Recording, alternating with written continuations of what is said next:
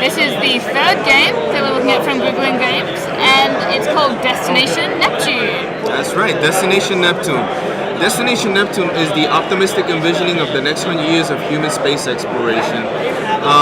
It is based in real science, and actually the game originally started out as a science simulation, and then was kind of abstracted out into a more European-style strategy game. But for people that know the science behind the game, can really pick up on those things in the game, which is kind of fun. In this game, the players are playing the roles of corporations that are colonizing the solar system, and it's a very competitive game. You're playing for points. You're going to gain points by building on the different planets around the solar system. You can build anywhere, you start right from Earth, but you can go out to Mars and also build on the asteroid belt and out further until you reach Neptune, and actually even beyond that. And so you score points by building like stuff like bases and colonies and factories on the different planets, and the points are tracked on this scoring track here. Now, what makes the game interesting is that it is card driven, so you're going to be playing cards from your hand. Now, everybody's going to draw from the same stack of cards, and there's 4 stacks of cards. They represent generations, so there'll be 4 stacks, 4 generations, 100 years. Okay. And everybody draws from the same stack, so you're going to have a hand of 5 cards. You only play 1 card per turn, but what makes the game most interesting about it is that if you're familiar with role selection like Puerto Rico or Race to the Galaxy, there's an aspect of that in here. Each card you play is almost like selecting a role, in that when you play the card, there's going to be an action or benefit for you, but also for the other players. Okay, interesting. So you have to constantly weigh what you're doing, because knowing that it's going to help the other players, in some way. Now, some of them are simple, like there's the Attract Investors card. Credit is one of the currencies in the game that you need to pay, to launch your missions or to buy fuel for your rocket ships and things like that. So if you play the Attract Investors card, it gives you credits, but also gives the other players credits. Now, you as the player playing the card, you have a built-in advantage already, but sometimes, it could still backfire. Like, for instance, if you play that card, it gives you 5 money, and it gives the other players only 2. Well, most of the time that helps you, but if you're in a situation where you already have a lot of money, but the other players have none, you sort of kind of help them out of a hole. So you're constantly weighing that in the game, and then the decisions can get a little bit more complex in that. So, like for instance, there's the build card. When you play the build action, you get to build, but so do the other players. And so you're constantly weighing that. You have, like I mentioned, you have credits, which is one of your resources to pay. You also have to have fuel to power your ships. That's one of the other currencies in the game.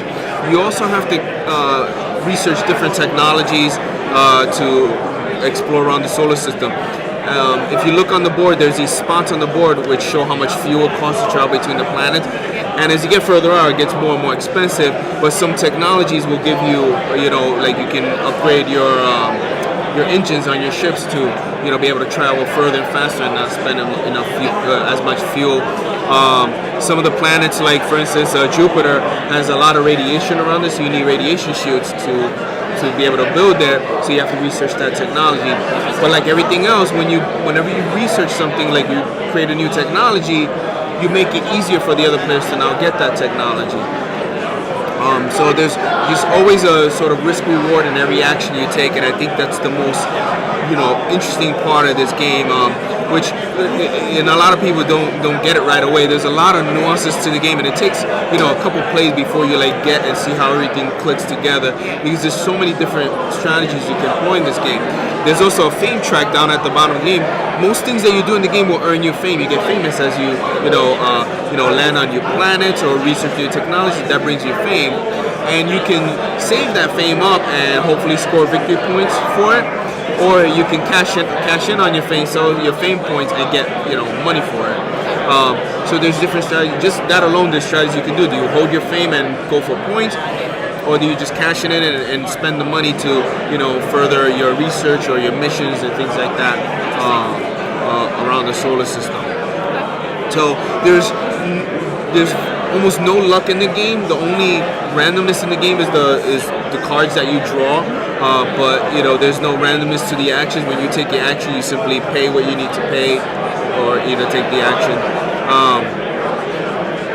What else? Any questions? So you have these little spaceships that you may or may not be able to see, and so you can move. They move back and forth over the board, and you can build at the places you move at.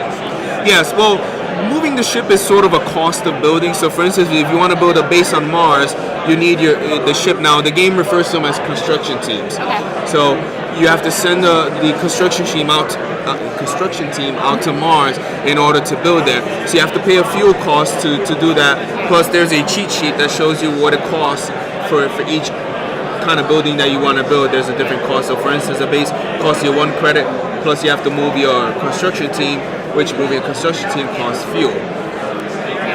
And there's different costs for different things. So a factory has a different cost than a base, and same thing with a colony. Yeah, the costs vary. And also, they also vary depending how far out and where they're built. How many players is it? It plays 2 to 4 players. Okay. One of the interesting things about the game is that when you play 2 players and you play more than 2, the dynamics change greatly. So, for instance, in a 4-player game, you have 4 players fighting to build, the game is very big on rewarding players who are first to do things. So if you're the first to develop a technology, it benefits you. If you're the first to land on Mars or first to build a base or a colony there, you get benefits for that. And in fact, the bases and the factories and colonies which are worth the most points for you, only 1 player can build those. So the first player to build it, claims it. So it's a race to get there.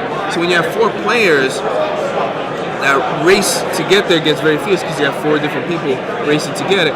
Where in the 2-player game, it's a little bit more open, and so you're able to employ a lot more different strategies because you're not, as tightly competing for different places, but you're still in a race to see who can, employ their strategy quickest and most efficiently.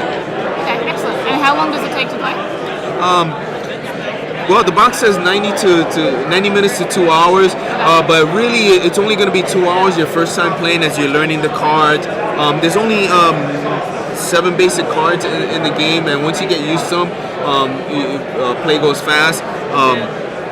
All the cards repeat throughout the different generations, but the distribution changes. So early in the game, you're going to find more research and technology cards, and less so as you go along. And actually, the size of the decks get lower each time as you go.